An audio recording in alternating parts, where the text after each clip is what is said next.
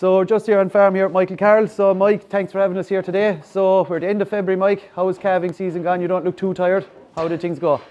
No, it's gone very well. We're just these days now. We're just at 6 weeks, and as of right now, there's 88% calved. It's been a great spring. Sure, weather's unbelievable. There's cows are out, and like we're even hitting about 35% of the farm graze now at the moment, and for the end of February, which is phenomenal. So things are going great. Brilliant. We've multi-species swards, Mike, outside in the line, but inside here in the calf shed, there's multi-species colours here. I suppose the idea, if you see a few Charlies, Speckled Parks, Limousines, what's the idea behind all this? So we did a lot of six semen.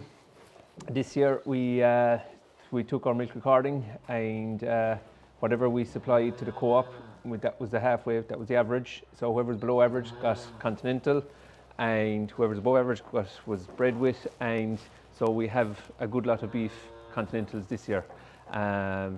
We've kept the first bunch, about the first 15 of the females, of the heifers, and the plan is to keep them for one winter and 2 summers, and that they'll hopefully be fattened off then. Okay, and 'tis all the heifers you kept? You didn't keep any of the bull calves? No, we kept all the heifers, purely management. When you get, like, even at the end of their first year, when you get to kind of September, October, the bulls will start to get notions, and it's just easier to keep them all in one bunch, like. Okay, very interesting. So you've spoken 6 semen. What way did conception rates go? And I suppose it's good to have them, as we said, we're at the end of February here now, and you've all your dairy replacements are all bought. So started calving, Mike. When did you start calving? I'd say our first calf landed on the 10th of January, but we had our third calf was kind of on the 18th, so we kind of went from there. Okay. That's why we consider that the 6 weeks really. But we did a lot of sex semen, and it's funny, like at the time you're saying it's very dear when you're putting them in calf, but then you look over into your pen and you see all the heifers inside and it's like, God, this is actually cheap. But conception rates went well. No different to any conventional semen we found, but I don't know, hopefully it's our first year using it, so hopefully that'll continue. We AI'd morning and evening, so if a cow was bulling in the morning, she was AI'd in the evening. If we weren't sure, then she got conventional or normal 50-50 semen, like. But very happy with it, very happy. Brilliant. With it. Very good. Mike, the few Charlies here, flaking looking calves. I suppose you had an interesting take on these calves, and maybe their dams as well. I suppose, what way did you work this? So the way it was a bit of a trial. The cows that we weren't breeding off, we've picked out at the start, so we know which cows we're going to be breeding our future herd off, and the cows which are going to be going to beef. So we the week before we started breeding, if we have a cow that we're going to be putting in calf to beef, we picked out Charlie, long gestation Charlie, and put them in calf to that.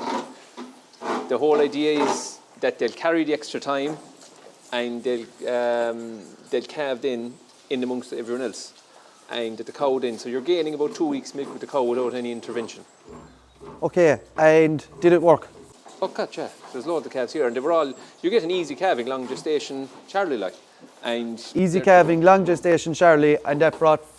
So you gained 2 weeks extra milk with the cow, because if she's calving in the week she's calving, which is the week before you start breeding, she's not going to come into heat again for another 3 weeks. Yes. But if you can get her to calve a week later and just carry the extra time in to mix in with everyone else, then you have an extra 2 weeks milk up without any intervention. Okay, not really interesting. Yep. So, and as we said previously, Mike, these are all the heifer calves. So the bull calves out of these Charlies that you've sold some of those recently at the mart. Yeah, they've done very well. Like when you have a Charlie shirt, there's a higher beef value calf, and that few pound extra, that's what you're after, like, and your fellas are mad for them.